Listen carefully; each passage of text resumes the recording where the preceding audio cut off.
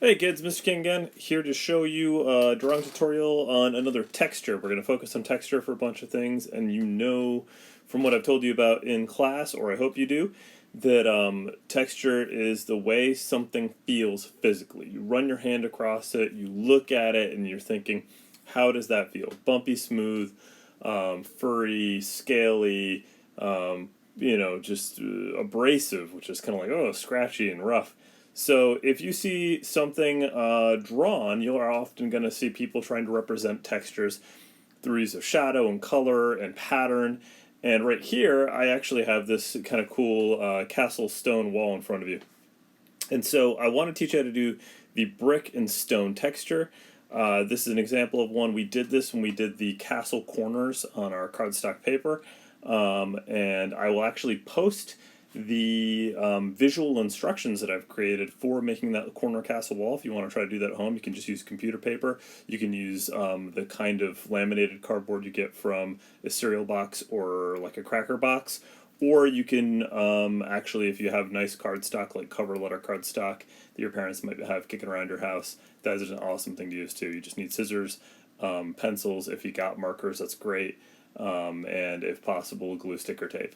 So, anyways, if you're not going to do that whole thing, just to focus on the texture, here's how we do it. So I'm going to show you, this is the completed version, obviously, with lots of extra details, the little porous marks on there, the cracks in the sides of some of the bricks, and then that vine growing up on the side. I'll cheat each one of those, but the heart of this is how to make that pattern.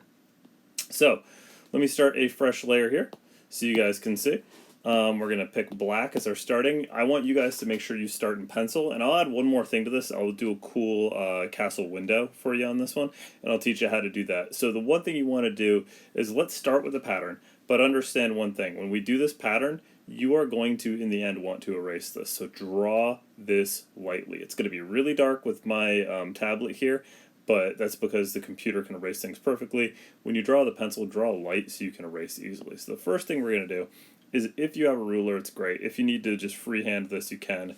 But you're going to separate your paper into horizontal lines. Now, how wide you make these lines apart means how wide the bricks are. And if you're doing a castle wall, like I'm going to do right here, don't get too hung up on making them exactly the same, because if one row is wider than the others or thinner than the others, remember, this is like medieval times. They were precise enough to build really cool buildings, but when they were making just a regular wall, there were lots of imperfections, including the size of the brick, so we're okay with that. So what we're going to do is we made our horizontal lines. Now we're going to separate our first row. You can go from the bottom or the top. Here I'll go from the top, and I'm going to separate these into rectangles. Oops, let me make sure I start off of my paper so I have a complete line. And I'm just going to separate these into rectangles that I think seem kind of like, stone block or brick size. Okay? So, I have now done that for my first row. Now here is where the pattern happens. In my next row, my bricks are going to start in the center of my last row of bricks. That very first one that I did is going to set where my second row starts. So you see how I'm starting my bricks in the center of my last one? And this is a staggering of bricks. This actually, if you ever build stuff with blocks at home, this will make a block wall or a block tower a lot stronger, because instead of it being a whole bunch of block tower bricks stacked up next to each other, so it's each independently a tower that can each wobble separately, if you stagger them, then one block wobbling will put pressure on two more blocks to the side or three more blocks from that, and it spreads out the weight. And that creates a lot of stability. So your wall is going to be a lot stronger. Because if it was just individual towers all next to each other, I mean, you could shove over one tower and now your whole wall's gonna, you're gonna have a big hole in the side of it. But if you have them staggered like this, each block presses up against several other blocks, or even a bunch of other blocks on the wall, and that will mean that in any one area you can't have easily too much pressure to knock down your wall.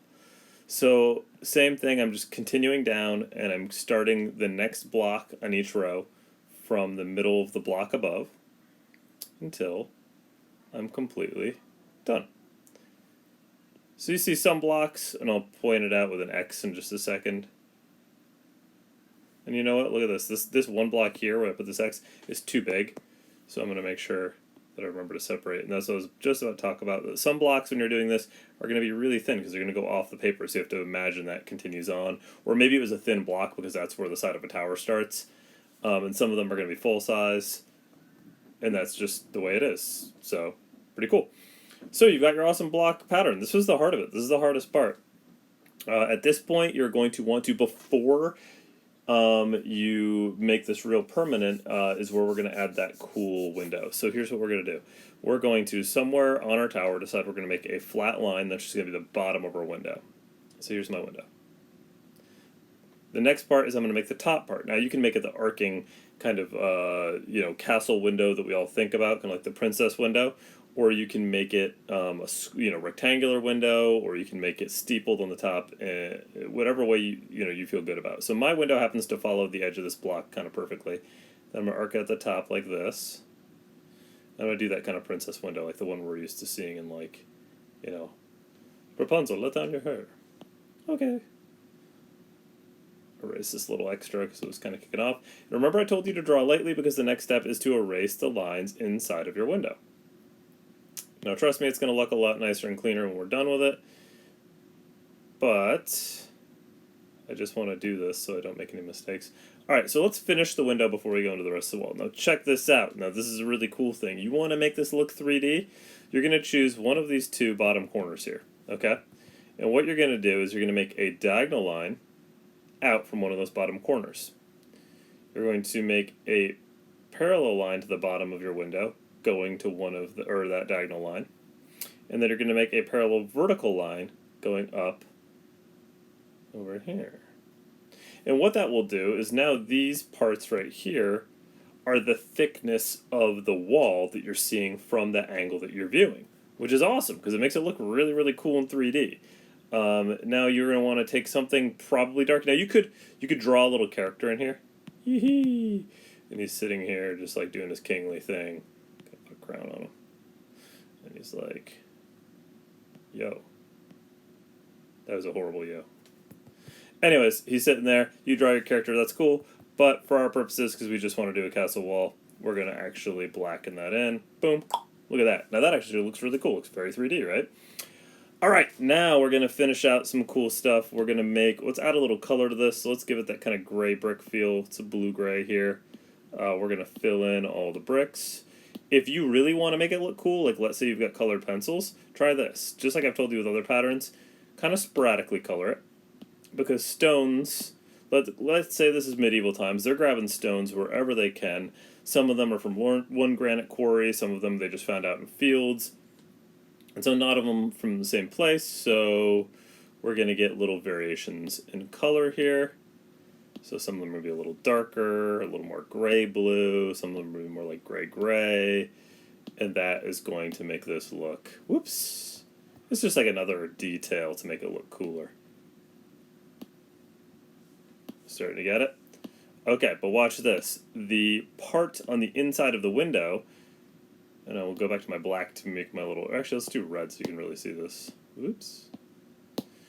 These parts here on the window, those little, remember we talked about the thickness of the window? They're going to be inside the window a little bit and going to be more, especially since the actual part of my window here is in shadow, because there's no lights in medieval times, we are going to make those little thickness areas darker than the rest, because they're in shadow more, because the light is hitting the outside of the wall here, and all across the front, but not so much on the window itself. Oops. So, let's go back to our gray. Get that blue-gray again. Now let's get a darker gray, right about here maybe.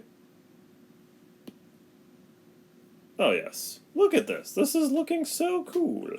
So then we're going to go back to our black. We're going to add some of those details. Now what I would say right here is where if you've got a really thin marker, if you could tilt that chiseled tip or that conical tip until you get the very fine point at the end of the marker, you're going to start making your cracks in your stone. You want thin lines because cracks are very thin.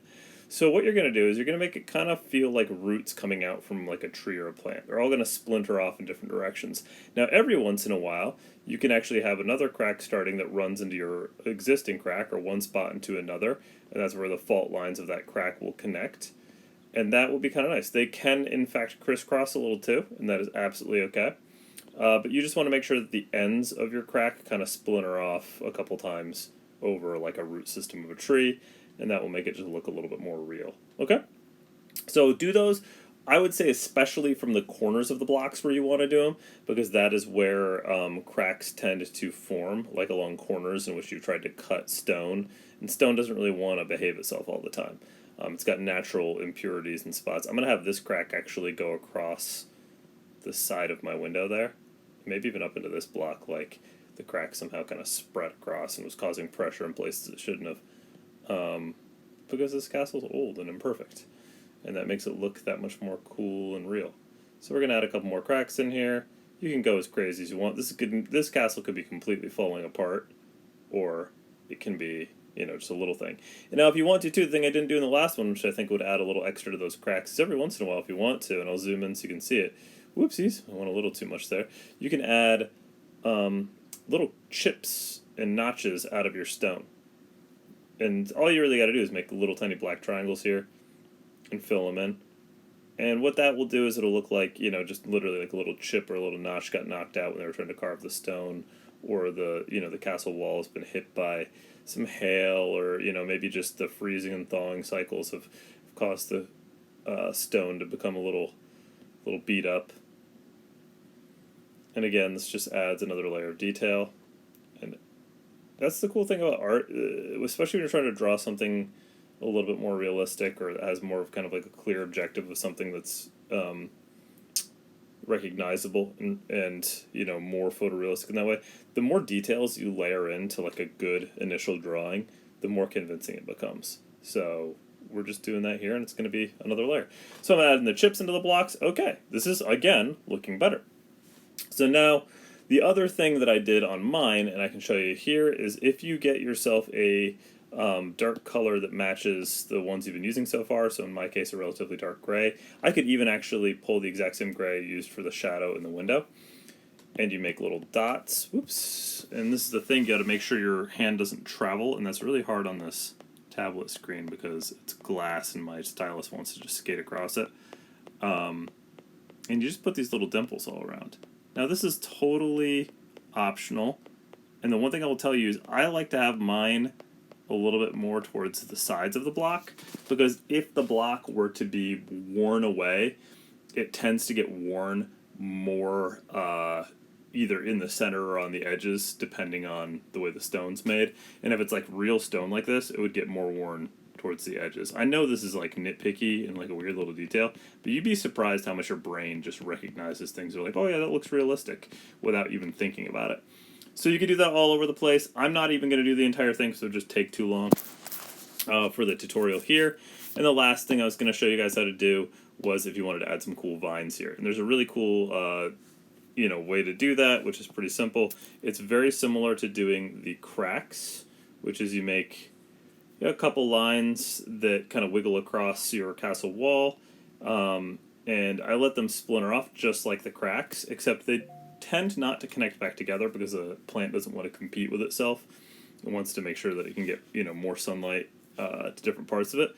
And then from some of those spots, let's do a couple spirals, like it's a vine coiling and grabbing onto different parts of the wall, because these plants are so amazing. They've got little tiny roots that actually reach into the tiny itty-bitty cracks and little dimples and crevices and little tiny porous holes in the sides of rocks, and kind of just wriggle their little fingers in there, these little root systems, and they latch on. If you ever try to pull a vine off the side of like a brick building, it is holding on. Like, it is on there. If you ever really want to pull that vine off without actually ripping parts of the brick out, what you need to do is actually kill the vine first by snipping it at the bottom, wait for it to dry out and die, and then you can pull it away, because it'll be really brittle and easy to pull.